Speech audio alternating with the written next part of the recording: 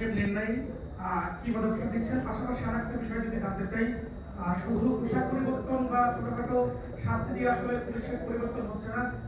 একদম কোনো শুরু থেকে শুরু করে ঊর্ধ্বতন পর্যন্ত আমরা জানি যে আমাদের কনসালটেন্সি যে বিষয়টা তাদেরকে যে কাউন্সিলিং সেইগুলো করানো হয় না। আপনি আশা করে এই বিষয়টাকে গুরুত্ব দেবেন কিনা, এবং তাদের যে আসলে আপনারা একটা বারবার কথা বলে থাকেন যে কোনো সদস্যের দায় পুলিশ বাহিনী নেবে না, সব পুলিশ সদস্য মিলেই তো একটা আসলে বাহিনী হয়। এই বিষয়টাকে আপনারা কতটা গুরুত্ব দিবেন? আমি ম্যাডামের প্রশ্নটা উত্তর দিই। ম্যাডাম, আপনাকে একজাক্ট তথ্যটা আমাদের এআইজি মিডিয়া জানিয়ে দিবে। তবে আমরা এনকারেজ করি আমাদের যে রেশিও আছে, আমাদের তো 8 to 15% নারী কর্মকর্তা সদস্য কাজ করে। আমরা এনকারেজ করি, আমরা যদি কোয়ালিফাইড নারী কর্মকর্তা বা সদস্য পাই, যোগ্য পাই, তাহলে আমরা রিক্রুট করার চেষ্টা করি।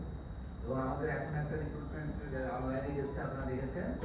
আগামী মাস থেকে শুরু হবে সার্জেন্ট এবং কনস্টেবল, এখানেও সেম। আমরা, আপনি যেহেতু একজন মহিলা ম্যাডাম কোশ্চেন করেছেন, আমি বলবো আপনি চেষ্টা করবেন। আমরা মহিলাদেরকে এনকারেজ করি, যারা এই চ্যালেঞ্জিং পেশে আসতে চায় তারা যেন অ্যাপ্লাই করে, এবং আমরা সেই তাদেরকে সেই সুযোগটা দিতে প্রস্তুত থাকবো। Thank you. না ম্যাডাম, এই যে ট্রেনিং যেটা আমাদের আছে, যেটা আমাদের প্রেসক্রাইব মিনিস্ট্রি কর্তৃক, এইটা তাকে করতে হবে।